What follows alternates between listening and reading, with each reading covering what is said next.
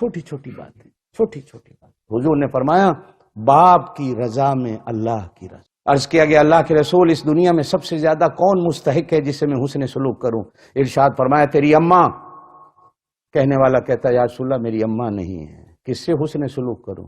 حضور نے فرمایا پھر وہ ماں جیسی جس کو ماسی کہتے ہو اس کے ساتھ حسن سلوک کر. کہنے والا کہتا ہے یا رسول اللہ میری ماسی بھی کوئی نہیں. حضور نے فرمایا جن عورتوں کے ساتھ تیری اماں اٹھتی بیٹھتی تھی ان کے ساتھ حسن سلوک کر. تو دنیا میں کرے گا اللہ پاک اس کو آخرت کے اندر اجر بھی دے گا اور عالم ارواح میں اس کی روح کو اللہ پاک سکون دے گا. جن کے ساتھ وہ اٹھتی بیٹھتی ان کے ساتھ حسن سلوک. میرے دوستو اس معاشرے میں اتنی اشد ضرورت. اچھا پھر صرف یہ نہیں کہ ماں باپ کا حق آپ نے ارشاد فرمایا، آپ نے فرمایا ماں باپ کو کہ بیٹے کے ماتھے کے اندر جنت کی خوشبو ہوتی ہے، شفقت کی نظر سے دیکھ، پیار کی محبت کی نظر سے دیکھ، اس کے اندر جنت کی خوشبو ہے. ہم پتہ نہیں کہاں چلے گئے. میں تو پھر بھی آج 60-61 سال کا ہو رہا ہوں. آپ میں سے کتنے ہوں گے جو مجھ سے بڑی عمر کے بھی ہیں؟ ایک وقت یہ تھا کہ ہم اپنے ماں باپ کے سامنے کنگھی بھی نہیں کرتے، ماں باپ کے سامنے شیشہ نہیں دیکھتے، ماں باپ کے سامنے چارپائی پر بیٹھتے نہیں تھے، ماں باپ کے سامنے ننگے سر نہیں کھڑے ہوتے. گھر میں کتنی برکتیں تھیں. ایک کمانے والا تھا 20 کھانے والے ہوتے، پھر بھی اللہ پاک برکت ڈالتے. آج اس تعلق داری سے ہم اتنے دور ہو گئے. بیٹی بھی کماتی ہے، بیوی بھی کماتی ہے، بوڑھا بھی کماتا ہے، بچے بھی کماتے ہیں، گورنمنٹ سے بھی لیتے ہیں، پھر بھی برکت، پھر بھی ہم خالی. کیوں کہ اندر سے دعائیں نہیں نکلتی. وہ ماں باپ بھی چلے گئے جو دعائیں دیتے تھے، اور جو دعائیں دینے والے ہیں وہ بھی گھٹ گھٹ کے دعا دیتے ہیں. خوشی سے آج ماں باپ بھی دعا نہیں دیتا.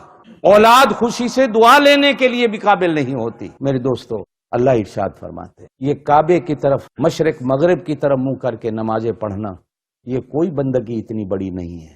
اصل بندگی یہ ہے کہ ادھر ادھر دیکھ میرے پڑوس میں کون ہے، میرے گھر میں کون ہے. بندہ بندے کے ساتھ تعلق رکھے. ایک حدیث سے بات ختم کرتا ہوں.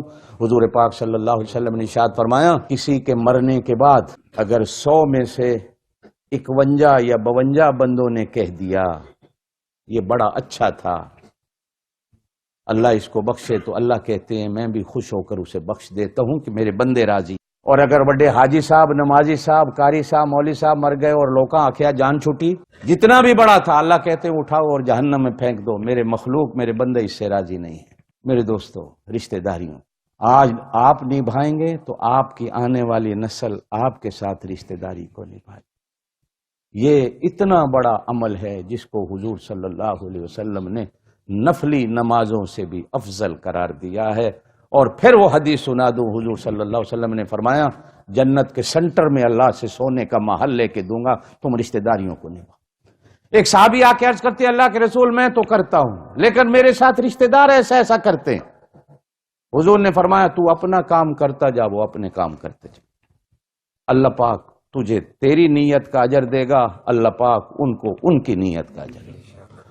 ایک بزرگ بیٹھے تھے تالاب کے کنارے پر، ایک بچھو ڈوبتا ہوا نظر آیا تو بزرگوں کو ترس آیا کہ بچھو کو نکالوں، یہ ڈوب کے مر جائے گا. تو نکالنے لگے تو اس نے ڈنگ مار دی. انہوں نے پھر پانی میں چھوڑا، پھر وہ ڈوبنے لگا.